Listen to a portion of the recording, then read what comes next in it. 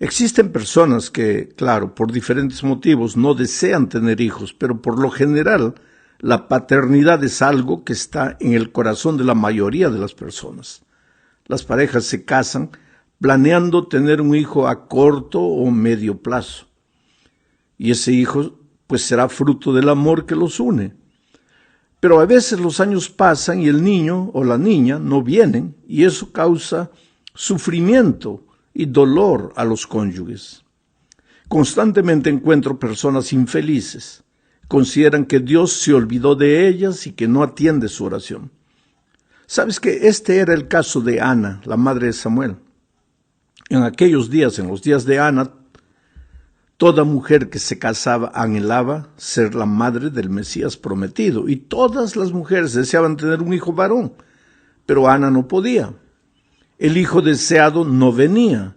Entonces un día se dirigió al templo e hizo la siguiente oración: Jehová de los ejércitos, si te dignares mirar a la aflicción de tu sierva, y te acordares de mí, y no te olvidares de tu sierva, sino que dieres a tu sierva un hijo varón, yo lo dedicaré a Jehová todos los días de su vida, y no pasará navaja sobre su cabeza. Mira, de acuerdo a este texto, ella no solo pidió a Dios, sino que hizo un voto a fin de que Dios atendiera la oración. Sabes, este asunto de hacer votos, yo una vez conocí la historia de un pastor que así triste me dice: mira, pastor, yo nunca sentí que Dios me llamó para el ministerio. Yo soy pastor porque mi madre hizo un voto. Yo vine al mundo, mi madre no tenía hijos, entonces se arrodilló y dijo: Señor, mira, si me das un hijo, yo lo voy a dedicar para tu ministerio. Entonces cuando yo nací, desde pequeño ella me decía: tú has venido al mundo porque tienes que ser pastor, tienes que ser pastor. Bueno, terminé la secundaria, hice teología, soy pastor, pero no soy feliz, pastor. Yo hubiera querido ser médico. Y trato de ser un buen pastor, pero no logro, porque mi corazón no está en el ministerio. Mira la triste realidad de una madre que pues por querer tener un hijo hace un voto y concientiza a ese muchacho, prácticamente lo persuade a ser pastor contra su propia voluntad. Eso no está correcto, querido. Esa no es la manera sabia de ejercer la paternidad. Ahora, el propósito de este comentario no es juzgar las razones que una persona tiene para pedir lo que pida, pero por otro lado la experiencia de muchas personas, las historias de la Biblia y la observación de la propia vida me han enseñado que cuando Dios no concede algo que le pedimos, pues es porque Él en su sabiduría sabe que eso que le estamos pidiendo no es lo mejor para nosotros. Dios nunca se equivoca. Pena que solo el tiempo se encarga de mostrarnos a veces cuán equivocados estábamos cuando insistíamos en algo que el Señor no concedía. Te voy a contar una historia. Una pareja que quería tener hijos. Habían pasado 13 años, no venía el niño. Lloraban, suplicaban, ayunaban, hacían vigilia.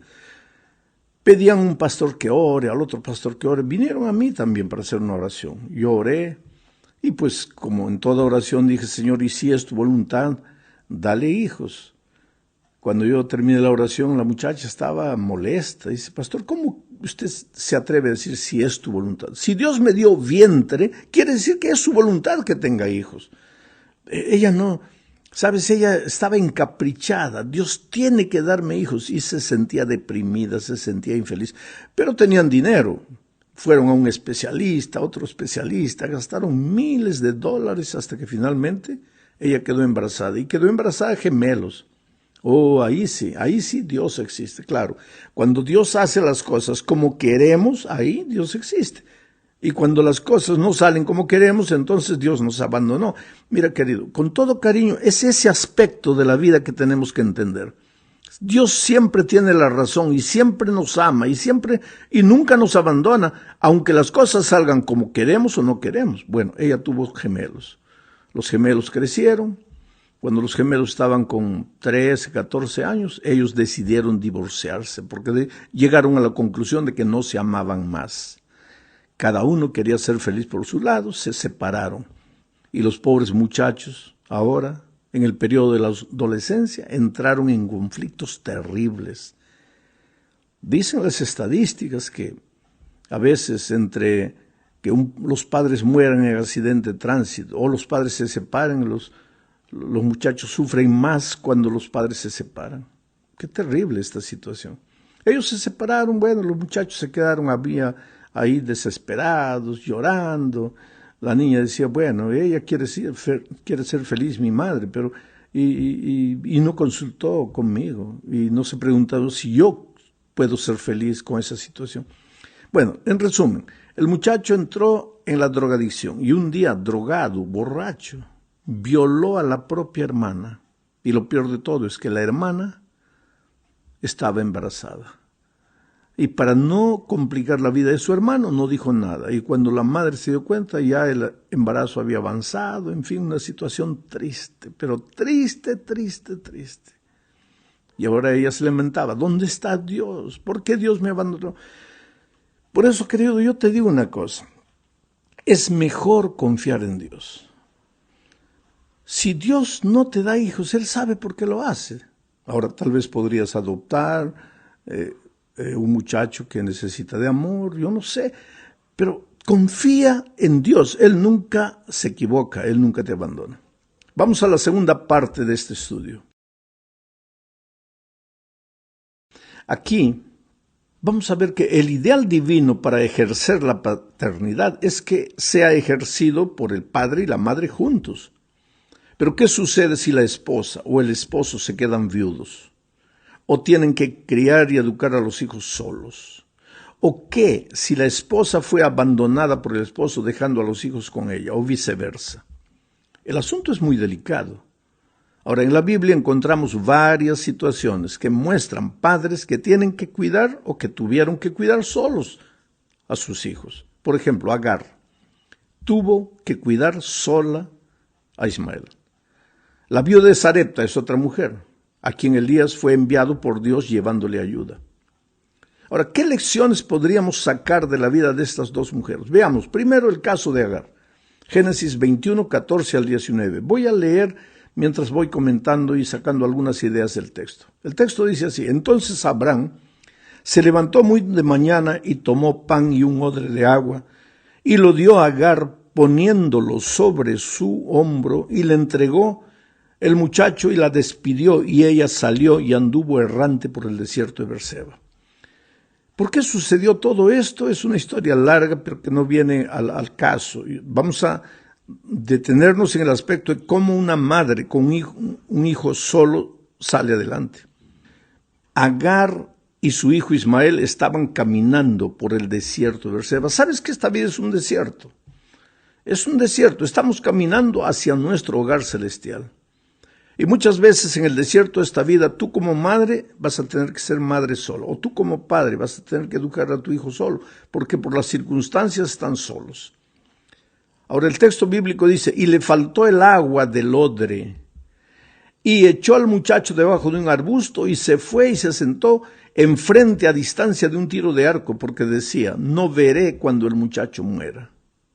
Y cuando ella se sentó enfrente, el muchacho alzó su voz y lloró, y oyó Dios la voz del muchacho, y el ángel de Dios llamó a Agar desde el cielo y le dijo, ¿qué tienes, Agar? Es interesante esto. Llega un momento en que esta pobre mujer sola, sin la ayuda de un esposo, criando a un hijo sola, llega un momento en que ella no sabe qué hacer, no sabe cómo educar a ese muchacho, vamos a decir así. En este caso específico de Agar, pues se acabó el agua, no había agua y el muchacho estaba muriendo de sed. Y en el desierto de esta vida se acaba a veces el dinero, se acaban los recursos, y la madre sola o el padre solo no saben qué hacer con el hijo. Agar entonces se puso a llorar, y es lo que le resta muchas veces a los padres, llorar, clamar a Dios. Agar levanta los ojos y dice, ¿qué hago, mi Dios? Dejó al muchacho ahí, dijo, no, este muchacho se va a morir. Se fue a una distancia como de un tiro de arco, 25 metros más o menos, y ahí dijo, no quiero ver cuando mi hijo muera. Quiere decir que hay momentos en la vida en que tú piensas que ya no hay solución para tu hijo. Se metió en la droga, se metió en cualquier cosa, y tú piensas, ya no hay salida para mi hijo. Ese era el caso de Agar. Yo no quiero ver al muchacho morir. Pero entonces desde el cielo Dios llama a Agar y le dice, ¿qué tienes, Agar? No temas, porque Dios ha oído la voz del muchacho en donde está. Levántate, alza al muchacho, sosténlo con tu mano, porque yo haré de él una gran nación. Ahora mira esta parte del texto, me impresiona. Dice, entonces Dios le abrió los ojos y vio una fuente de agua y fue y llenó el odre de agua y dio de beber al muchacho. El texto no dice que Dios le hizo aparecer una fuente de agua. No dice Dios le hizo caer del cielo una fuente de agua. No dice Dios le fabricó una fuente de agua. Dios dice, Dios le abrió los ojos y ella vio la fuente de agua. Quiere decir, la fuente de agua ya existía, pero ella no veía porque sus ojos estaban cerrados.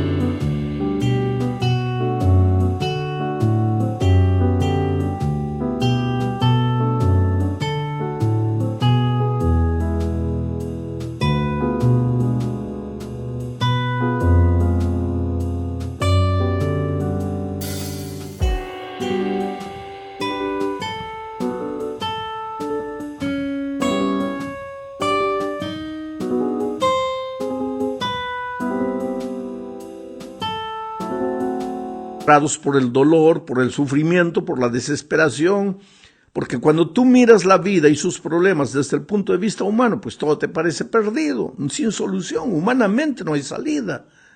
Pero cuando ella clama a Dios, ¿qué pasa? Dios le saca la venda de los ojos, le abre los ojos y ve que se estaba ahogando en un vaso de agua, porque ahí hay una fuente de agua para saciar la sed de su hijo. Y ella fue y tomó el odre, llenó de agua y dio de beber al muchacho. Y ese Ismael dio origen a una gigantesca nación. Es que Dios tiene un plan para cada vida. Y ese plan se va a realizar con la ayuda de Dios. La lección que aprendemos. Primero, no te desesperes delante de la situación como madre sola, como padre solo. Cuando parece que tu hijo se está quebrando, se está muriendo, no te desesperes. Hay un Dios todopoderoso que vigila tu vida. Él te va a dar fuerzas. Él va a hacer aparecer el dinero, los recursos para educar a tu hijo. Pero Él necesita abrirte los ojos y para eso necesitas ir a Dios. Vamos al otro caso. Es el caso de la viuda de Sarepta. Voy a leer. Primer libro de Reyes, capítulo 1, versículos 8 al 13. Dice, vino luego a él la palabra de Jehová, diciendo, levántate, vete a Sarepta de Sidón y mora allí. He aquí yo he dado orden allí a una mujer viuda que te sustente. Entonces él se levantó y se fue a Sarepta, y cuando llegó a la puerta de la ciudad, he aquí una mujer viuda que estaba allí recogiendo leña. Y él la llamó y le dijo, te ruego que me traigas un poco de agua en un vaso para que beba. Y yendo ella para traérsela, él la volvió a llamar y le dijo, te ruego que me traigas también un bocado de pan en tu mano. Y ella respondió, vive Jehová tu Dios, que no tengo pan cocido, solamente un puñado de harina tengo en tinaja y un poco de aceite en una vasija, y ahora recogía 2 leños para entrar y prepararlo para mí y para mi hijo, para que lo comamos y nos dejemos morir. Elías le dijo, no tengas temor, ve, haz como has dicho, pero hazme a mí primero de ello una pequeña torta cocida debajo de la ceniza y tráemela, y después harás para ti y para tu hijo. ¿Y sabes cuál fue el resultado de esta mujer colocar en primer lugar a Dios? El resultado fue que nunca se le acabó ese poco de harina, ese poco de aceite, y ella pudo sobrevivir hasta que la lluvia llegara de nuevo. Oh, querido, coloca a Dios en primer lugar. Estás solo, no tienes esposo, no tienes esposa para ayudarte a criar los hijos. Clama a Dios. Coloca a Dios en primer lugar. Dios te va a abrir los ojos. Dios te va a mostrar el camino. Dios te va a mostrar la salida. Él nunca deja a sus hijos sin ayuda. Veamos ahora el gozo y la responsabilidad de ser padres. Esta es la tercera parte.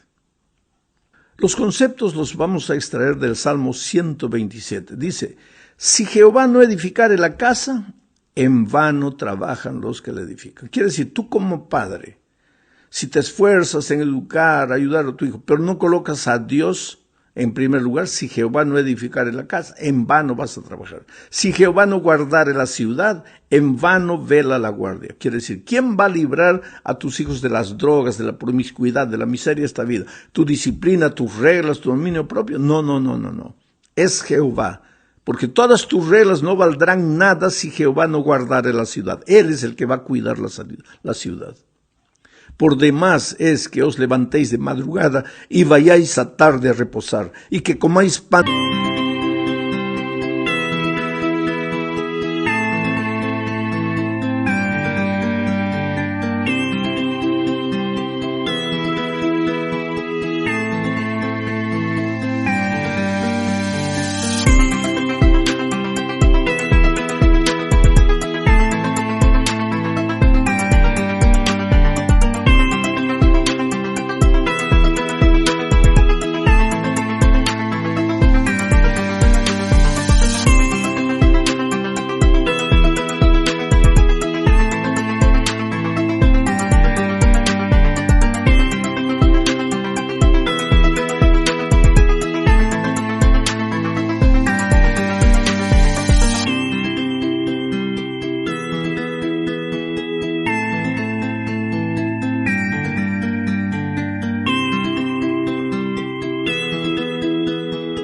De dolores, es decir, ¿para qué sirve que te levantes en mañana? Corres hasta la noche, trabajas, luchas por la educación de tus hijos, nada va a dar resultados si no colocas a Dios en primer lugar.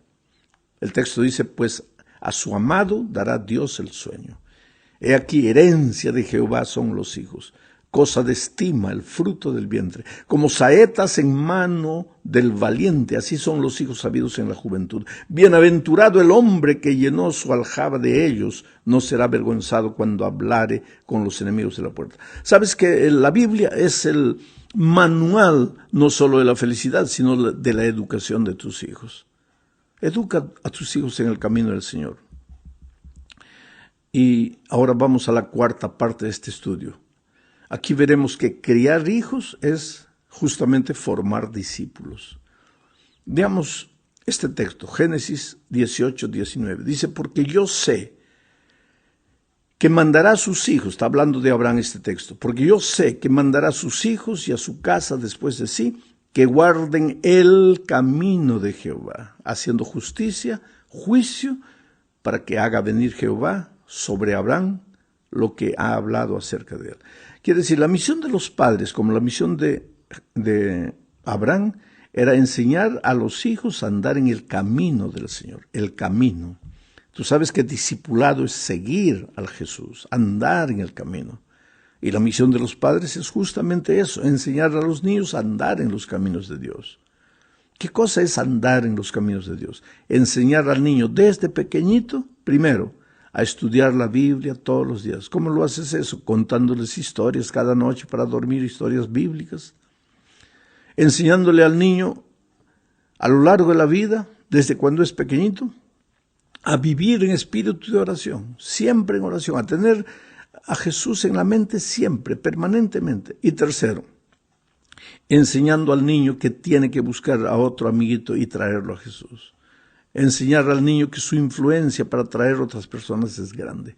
Cuando tú les enseñas esas tres cosas a tus hijos, les estás enseñando a andar en los caminos de Dios. O sea, estás formando discípulos del Señor. ¿Y qué pasa cuando ellos crecen? Pues aquí viene la última parte de este comentario. Cuando ellos crecen, infelizmente ejercen su libertad.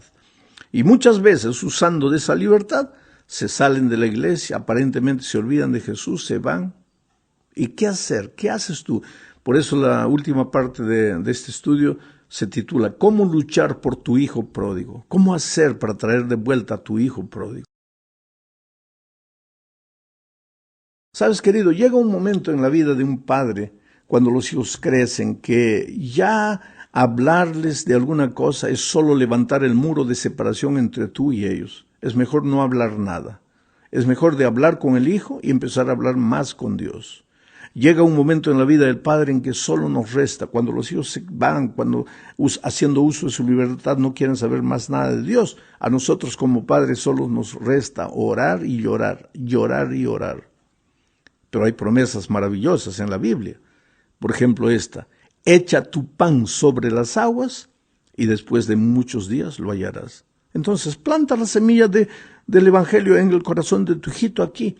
Aun cuando crezca y parece que se perdió, no, la semilla está ahí. Por eso Salomón dice: instruye al niño en el camino en que debe andar, y cuando fuere viejo no se apartará de él.